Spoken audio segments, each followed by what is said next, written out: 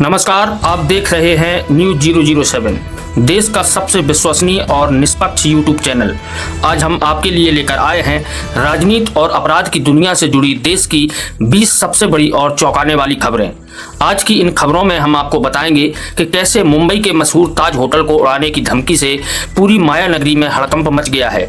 इसके साथ ही दिल्ली में लॉरेंस बिश्नोई गैंग के 3 बड़े शूटरों की गिरफ्तारी ने पुलिस महकमे को कैसे हिलाकर रख दिया है। राजनीति के गलियारों से संसद के मानसून सत्र की तारीखों को लेकर आ रही बहुत बड़ी खबर भी हम आपको विस्तार से बताएंगे।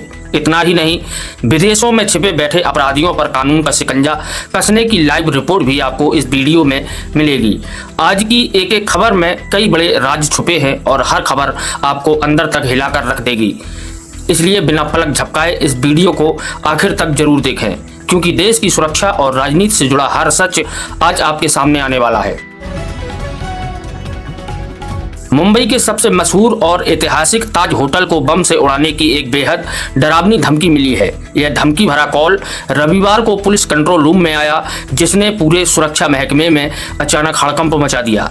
धमकी मिलते ही मुंबई पुलिस की बम निरोधक टीम और खोजी कुत्तों के दस्ते ने तुरंत होटल पहुंचकर एक बहुत बड़ा सर्च ऑपरेशन शुरू कर दिया।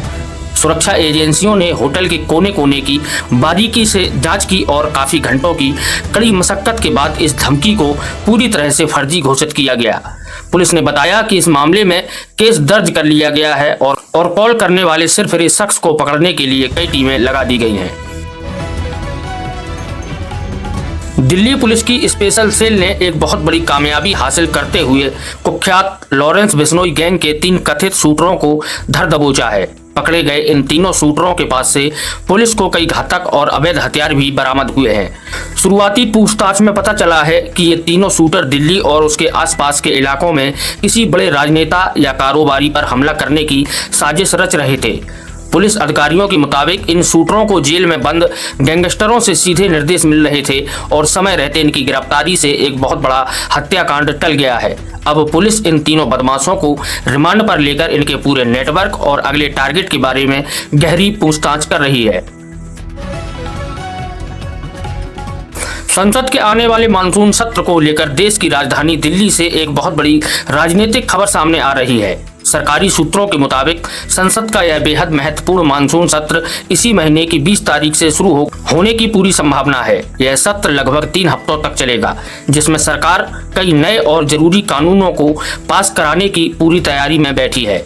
हाल ही में हुए कुछ राज्यों के विधानसभा चुनाव में मिली जीत के बाद सत्ताधारी बीजेपी इस सत्र में काफी मजबूत स्थिति में नजर आने वाली है। दूसरी तरफ विपक्ष ने भी महंगाई, बेरोजगारी और सुरक्षा के मुद्दों पर सरकार को घेरने के लिए अपनी रणनीति बनाना शुरू कर दिया है।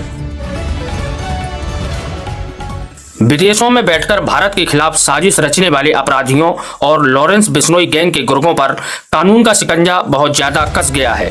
फ्रांस में इस गैंग से जुड़े एक बड़े आरोपी गरिंदर देव को पुलिस ने गिरफ्तार कर लिया है, जिसे अब कनाडा भेजने की तैयारी चल रही है। इस आरोपी पर ड्रग्स की तस्करी करने और गैंग को पैसों की मदद पहुंचाने के कई गंभीर आरोप दर्ज हैं। इसके साथ ही कनाडा की सरकार ने जसनदीप सिंह नाम के एक और अपराधी को भारत डिपोर्ट यानी वापस भेजने का बड़ा आदेश जारी कर दिया है।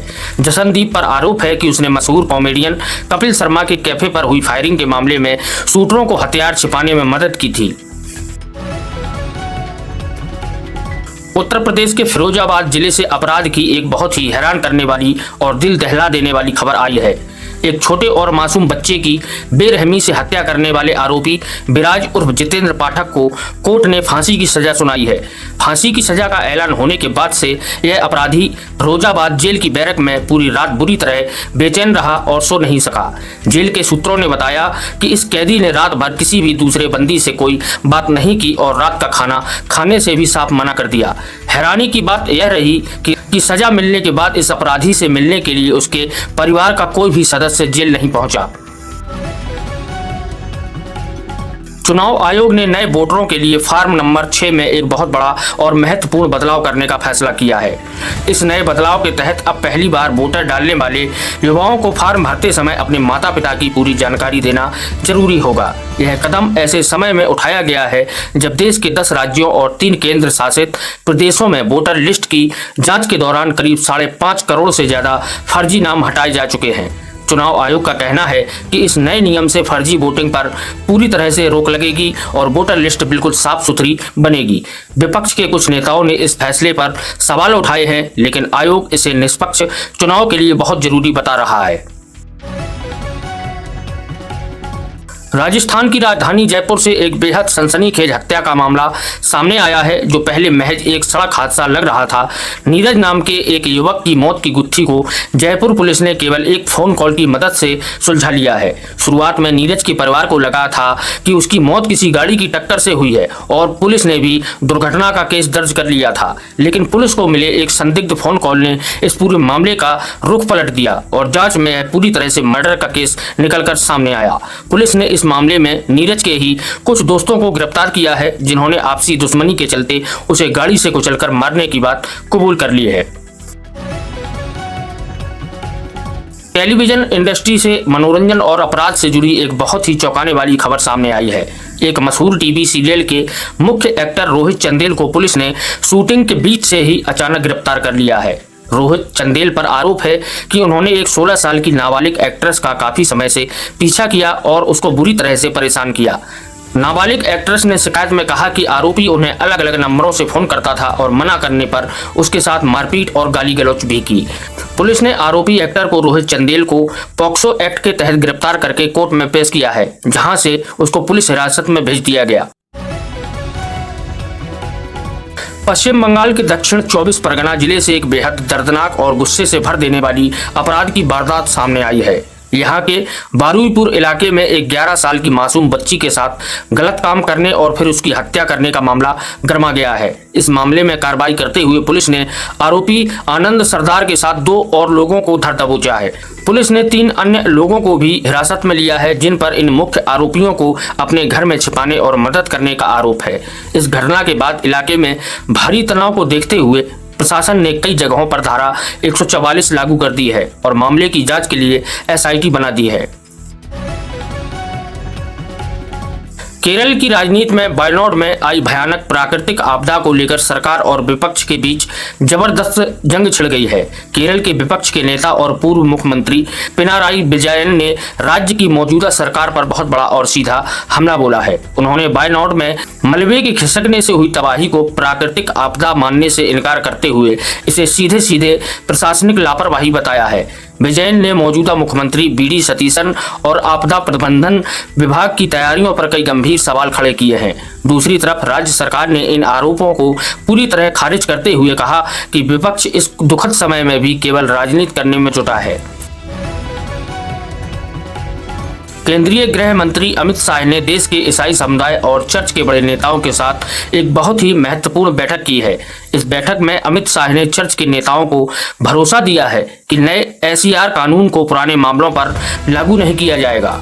उन्होंने साफ किया कि सरकार का मकसद किसी भी सामाजिक या धार्मिक संस्था को परेशान करना बिल्कुल नहीं है। गृह मंत्री ने कहा कि यह कानून केवल विदेशी फंड के गलत इस्तेमाल को रोकने और देश की आंतरिक सुरक्षा को मजबूत करने के लिए बनाया गया है। इस आश्वासन के बाद चर्च के नेताओं ने राहत की सांस ली है और सरकार के साथ मिलकर काम करने की बात कही है। राम मंदिर के चंदे में हुई कथित हेराफेरी और घपले को लेकर देश की राजनीति एक बार फिर से पूरी तरह गर्मा गई है। कांग्रेस पार्टी के सांसदों और बड़े नेताओं ने इस मुद्दे को लेकर एक साथ कई शहरों में प्रेस कॉन्फ्रेंस करके सरकार को घेरा है। विपक्ष का आरोप है कि राम मंदिर के नाम पर आए दान के पैसों में बहुत बड़ा घोटाला हुआ है और सरकार असली दोषियों को बचा रही है।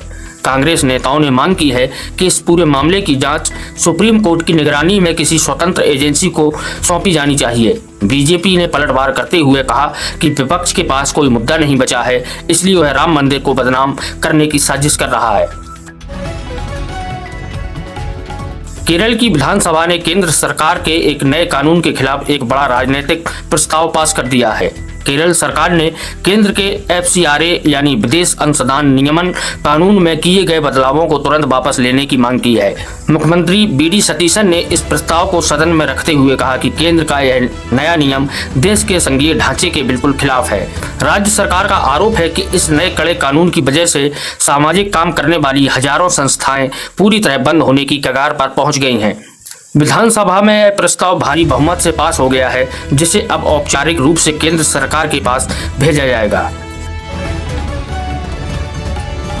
प्रवर्तन निदेशालय यानी ईडी ने रिलायंस ग्रुप से जुड़े एक बहुत बड़े मामले में अपनी अब तक की सबसे बड़ी कार्रवाई को अंजाम दिया है। ईडी ने धन शोधन यानी मनी लॉन्ड्रिंग की जांच करते हुए रिलायंस ग्रुप की करीब 1021 करोड़ रुपए की संपत्तियों को कुर्क कर दिया है। कुर्क की गई इन संपत्तियों में कई बड़े आलीशान दफ्तर, जमीन के टुकड़े और बैंकों में जमा करोड़ों रुपए शामिल हैं। जांच एजेंसी का कहना है कि यह संपत्ति बैंकों के लिए गए लोन के पैसों की हेराफेरी करके अवैध तरीके से बनाई गई थी। इस बड़ी कार्रवाई के बाद कारपोरेट जगत और राजनीतिक हलकों में खलबली मच गई है और आने वाले दिनों में कुछ और बड़ी गिरफ्तारियां हो सकती हैं। पश्चिम बंगाल की सत्तारूढ़ पार्टी तृणमूल कांग्रेस के भीतर मची आपसी कलह अब सीधे चुनाव आयोग के दरवाजे तक पहुंच गई है। पार्टी के बागी विधायकों के एक बड़े गुट ने दिल्ली में चुनाव आयोग के फुल बेंच से मुलाकात करके खुद को असली तृणमूल कांग्रेस बताया है। इस बागी गुट की अगुवाई कर रहे नेता रीता प्रताप बनर्जी ने दावा किया है कि पार्टी के अधिकांश विधायक और कार्यकर्ता उनके साथ हैं। उन्होंने विधानसभा में ममता बनर्जी के गुट को अमान्य घोषित करने और अपने गुट को असली पार्टी की मान्यता देने की मांग की है। इस राजनीतिक घटनाक्रम के बाद बंगाल की राजनीति में एक बार फिर से सरकार गिरने और दल बदल का खतरा मंडराने लगा है। हैदराबाद पुलिस ने एक बहुत बड़े हाई प्रोफाइल चिट फंड घोटाले का भंडाफोड़ किया है, जिसमें एक नामी जोड़ा अचानक गायब हो गया है। यह पति पत्नी स्विट्जरलैंड घूमने जाने का बहाना बनाकर घर से निकले थे, लेकिन उसके बाद से उनका कुछ अता पता नहीं है। शुरुआती जांच में सामने आया है कि इस जोड़े ने करीब 50 करोड़ रुपए से ज्यादा की रकम चिट फंड के नाम पर लोगों से ठगी है। इलाके के सैकड़ों पीड़ित लोगों ने पुलिस स्टेशन पहुंचकर इस जोड़े के खिलाफ धोखाधड़ी के दर्जनों मामले दर्ज किए हैं। हैदराबाद पुलिस ने लुक आउट नोटिस जारी कर दिया है और एयरपोर्ट अथॉरिटी से भी इनके विदेश भागने की जानकारी मांगी जा रही है। देश की राजधानी दिल्ली में मानसून की भारी बारिश के बाद राजनीति और नागरिक सुविधाओं को लेकर एक नया विवाद शुरू हो गया है। सिर्फ कुछ घंटों की तेज बारिश की वजह से दिल्ली के कई प्रमुख इलाके और सड़कें पूरी तरह से पानी में डूब गई हैं। सड़कों पर कई फीट तक पानी भर जाने के कारण मीलों लंबा ट्रैफिक जाम लग गया, जिसने आम जनता को भारी दिक्कतों का सामना करना पड़ा। मौसम विभाग ने दिल्ली और उसके आसपास के इलाकों के लिए रेड और ऑरेंज अलर्ट जारी करते हुए और भारी बारिश की चेतावनी दी है। इस जल भराव को लेकर बीजेपी और आम आदमी पार्टी के नेता एक बार फिर नाला सफाई और तैयारियों को लेकर आपस में भिड़ गए हैं। आंध्र प्रदेश के अनंतपुर जिले से एक बेहद शातिर और अनोखे चोर की गिरफ्तारी की बड़ी खबर सामने आई है। यह चोर मशहूर बॉलीवुड फिल्म धूम के स्टाइल में बेहद हाईटेक तरीके से सिर्फ बड़े बड़े शॉपिंग मॉल को अपना निशाना बनाता था। पुलिस के मुताबिक यह शातिर अपराधी दिन में मॉल के अंदर घूमकर सुरक्षा व्यवस्था और कीमती सामानों की रेकी करता था। इसके बाद वह रात के समय मॉल के वेंटिलेशन या छत के रास्ते अंदर घुसकर करोड़ों रुपए के गहने और इलेक्ट्रॉनिक सामान उड़ा लेता था। अनंतपुर पुलिस ने इस चोर के पास से चोरी की गई लग्जरी गाड़ियां और लाखों रुपए का कैश बरामद करके उसे जेल भेज दिया है। तमिलनाडु की राजनीति में करूर में हुई एक दर्दनाक भगदड़ की घटना को लेकर मुख्यमंत्री एम.के. स्टालिन ने कड़ा रुख अपनाया है। मुख्यमंत्री स्टालिन ने इस पूरी घटना के लिए स्थानीय पुलिस की सुरक्षा व्यवस्था में हुई भारी चूक को जिम्मेदार ठहराया है। उन्होंने साफ शब्दों में कहा कि अगर पुलिस समय रहते भीड़ को काबू कर लेती तो इतने सारे मासूम लोगों की जान नहीं जाती। विपक्षी पार्टी डीएमके ने भी इस मुद्दे पर सरकार को घेरते हुए गृह विभाग और मुख्यमंत्री के इस्तीफे की मांग की है। सरकार ने मामले की गंभीरता को देखते हुए करूर के कई बड़े पुलिस अधिकारियों को तुरंत सस्पेंड कर दिया है और न्यायिक जांच के आदेश दिए हैं। भारत और यूनाइटेड किंगडम यानी ब्रिटेन के बीच होने वाले बड़े व्यापार समझौते को लेकर दिल्ली से एक महत्वपूर्ण खबर आई है। दोनों देशों के बीच होने वाला यह ऐतिहासिक मुक्त व्यापार समझौता इस महीने की 15 तारीख से पूरी तरह लागू होने जा रहा है। भारत सरकार ने इस समझौते के तहत ब्रिटेन से आने वाली कारों और गाड़ियों को इंपोर्ट को लेकर नए कोटे और टैक्स की लिस्ट जारी कर दी है। इस नए समझौते से भारत के ऑटोमोबाइल बाजार में कई विदेशी गाड़ियां काफी कम कीमत पर मिलने की उम्मीद जताई जा रही है। सरकार का मानना है कि इस डील से देश में हजारों नए रोजगार पैदा होंगे और दोनों देशों के बीच व्यापारिक रिश्ते और ज्यादा मजबूत होंगे। तो ये थी आज की राजनीतिक और अपराध की दुनिया से जुड़ी देश की 20 सबसे बड़ी और सनसनीखेज खबरें। हम उम्मीद करते हैं कि आपको हमारी यह खास और निष्पक्ष वीडियो जरूर पसंद आई होगी। अगर आप आगे भी इस देश और दुनिया की ऐसी ही पल पल की सच्ची और बड़ी खबरें सबसे पहले देखना चाहते हैं